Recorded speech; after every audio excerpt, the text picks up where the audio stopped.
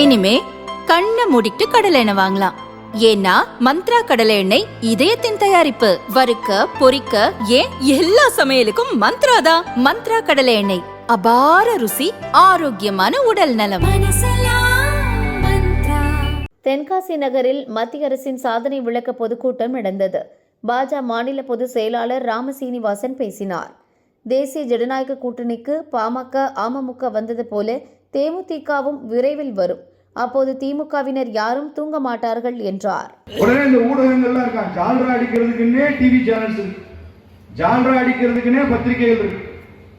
திமுக காரன் மத்திய அரசுன்னு சொல்றத மாத்தி ஒன்றிய அரசுன்னு சொன்னான்னா ஏன்டா அப்படி சொல்றேன்னு கேட்டா, இல்ல யூனியன் கவர்மெண்ட்னா யூனியன் தான் ஒன்றியம் தானே, அதனால ஒன்றிய அரசுன்னு சொல்றோம் அப்படின்னு சொல்லுவோம். சரி, திமுக காரன் அப்படி சொல்லட்டும்.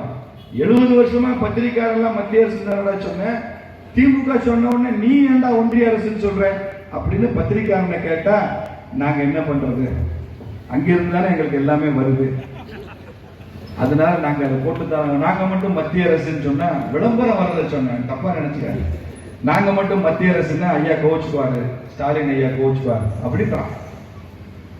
அப்போ இந்த பத்திரிகைகள்லாம் என்ன விவாதம் பண்ணா, திமுக திரும்ப ஆட்சிக்கு வருமா வராதான்னு விவாதம் பண்ணல.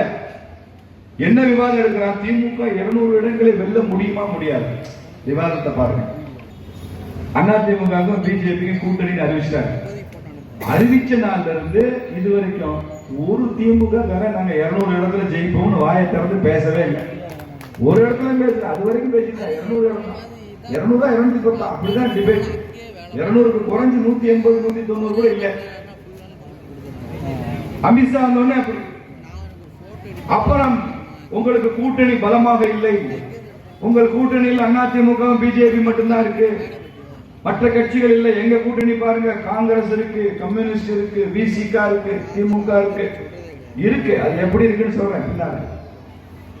அப்பதான் நம்ம அமமுக தலைவர் அண்ணன் டிடிவி அவர்கள் துணிச்சலா சொன்னாரு, நான் என்டிஏல இணைகிறேன் அப்படின்னு சொல்ல ஆரம்பிச்சா அன்னைக்கு ராத்திரி எல்லாம் ஸ்டாலின் தூங்கல. அன்னைக்கே சொன்னார் அன்புமணி ராமதாஸ், நாங்களும் தேசிய ஜனநாயக கூட்டணியில் இணைகிறோம்னு சொன்னாரு. அன்னைக்கு உதயநிதி ஸ்டாலின் தூங்கவே இல்லை.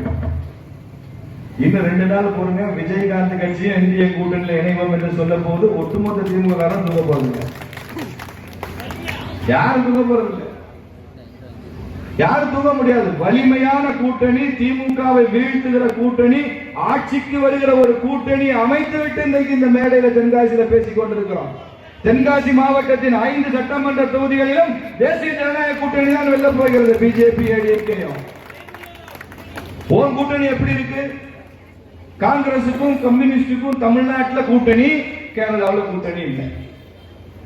காங்கிரசுக்கும் கம்யூனிஸ்டுக்கும் இங்க இருந்து போனா புளியற வரைக்கும் கூட்டணி, புளியற வரைக்கும் 2 முறை ஒன்னா போவான். கொஞ்சம் அந்த பெண்டு, அந்த ஹேர்பின் பெண்டு திரும்பினா ஆரியங்கால வந்துடும், அங்கே கூட்டணி கிடையாது. கழட்டி விட்டு இவன் தனியா போவோம், அவன் தனியா போவோம். மத்திய அரசு எங்களுக்கு நிதி ஒதுக்கவில்லை, ஸ்டாலின் முழங்குறார். நிதி எவ்வளவு ஒதுக்குறாருன்னு மாவட்ட தலைவர் சொன்னார். தலைவர் கூட கொஞ்சம் குறைச்சு சொல்லிட்டார் நினைக்கிறேன். 16 லட்சம் கோடி நிதி கொடுத்திருக்கிறாரு மாநிலத்துக்கு. தமிழ்நாட்டுக்கு மாத்திரம் 16 லட்சம் கோடி திட்டங்களுக்கு. 3 லட்சம் கோடி மத்திய அரசாங்கம் மாநிலங்களுக்கு பிரிச்சு கொடுக்கிற பணமா 3 லட்சம் கோடி கொடுத்திருக்காரு. அவ்வளவு வாங்கிட்டு தான் என்ன சொல்றான், எங்களுக்கு நிதி ஒதுக்கீடு இல்லை, ஒதுக்கீடு இல்லை. தமிழ்நாட்டுக்கு நிதி ஒதுக்கலைன்னு இவனுக்கு கோபம் இல்லை, ஒதுக்குறதுல ஒதுக்க முடியாம ஏதோ கோபத்தில் இருக்காங்க. ஒதுக்குறதுல ஒதுக்குறது போதவில்லை, அதனால கூடுதலாக ஒதுக்கினால் தான் கூடுதலாக ஒதுக்க முடியும் அப்படின்னு நினைக்கிறான். அதனால அவங்க பிரச்சனை பண்ணிட்டு இருக்கான். மோடி ஐயா வரும் வரைக்கும் நம்ம நாட்டில் வறுமை கோட்டுக்கு கீழே இருக்கிறவங்க அவன் கண்டுபிடிச்சு சொல்றான். மோடி வரும்போது 100 பேர்ல 23 பேர் வறுமை கோட்டுக்கு கீழே இருந்தாங்க.